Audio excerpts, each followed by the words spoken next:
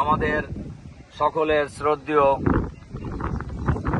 মুরব্বী জনাব ব্যারিস্টার আব্দুর রাজ্জাক ভাই গতকালকে উনি বিকাল 4:30টায় ইন্তেকাল করেছেন। ইন্না লিল্লাহি ওয়া ইন্না ইলাইহি রাজিউন। ওনার জানাজা গত রাত্রেই বাদ এশা, উনি যে এলাকায় বসবাস করেন ধানমন্ডি, ওনার বাসার পাশে যে মসজিদ, খুবই পরিচিত মসজিদ, তাকুয়া মসজিদ, যে মসজিদের উনি নিয়মিত মুসল্লি ছিলেন, ওখানে প্রথম জানাজা অনুষ্ঠিত হয়েছে। ওনার আজকে তৃতীয় জানাজা বাইতুল মোকাররমে বাদ জোহর অনুষ্ঠিত হবে ইনশাআল্লাহ। আমার ধারণা দেশে বিদেশে অনেক জায়গায় ওনার গায়েবানা জানাজা অনুষ্ঠিত হবে, অনেক জায়গায় হয়েছে, অত সামনে হচ্ছে, হবে ইনশাআল্লাহ। তার কারণ বলা যায় ইসলামী আন্দোলন যত দেশে আছেন সব দেশের সাথেই ওনার কম বেশি পরিচয় ছিল আলহামদুলিল্লাহ। বিশেষ করে এক সময়ে আমরা এখন যে রকম সারা দুনিয়ায় ইসলামী আন্দোলনের ভাই বোনেরা যেখানেই আছে ভাগ করে করে তদারক করা হয়, রাজ্জাক ভাইও এক সময় এই সমস্ত তদারক যারা করতেন তাদের একজন ছিলেন, আর এক সময় উনি জাপানেরও তত্ত্বাবধায়ক ছিলেন। এরপরে বিশেষ করে উনি এই উপমহাদেশের অন্যতম প্রধান ব্যারিস্টার, যার কারণে একদিকে ব্যারিস্টার, অপরদিকে জামাত ইসলামের সহকারী সেক্রেটারি জেনারেল হওয়ার কারণেই ওনার পরিচিতি বলা যায় দুনিয়ার অনেক দেশের মুসলমানদের সাথেই আছে, শুধু আমাদের ভাই বোনদের সাথে নয়, মুসলমানদের সাথেও আছে।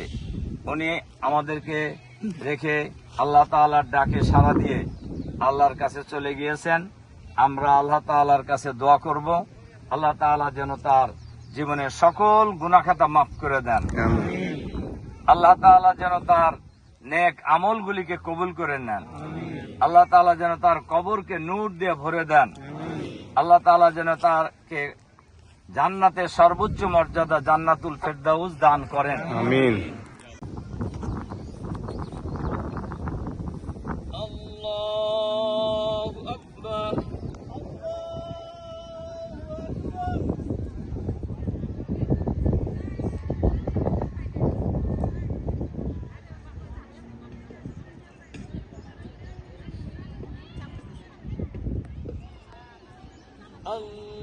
আল্লাহু আকবার।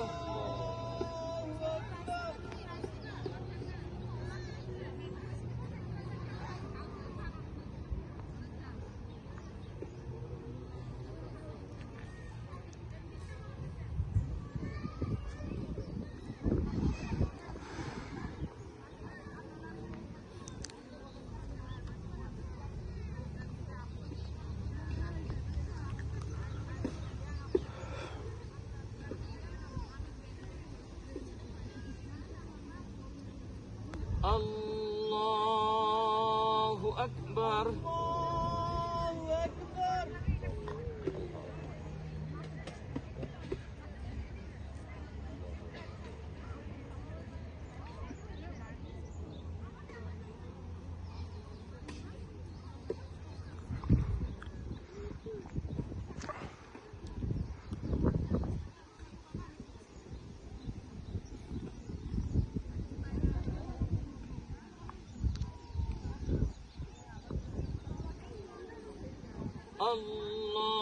আল্লাহু আকবার। আসসালামু আলাইকুম ওয়া রাহমাতুল্লাহ। আসসালামু আলাইকুম ওয়া রাহমাতুল্লাহ।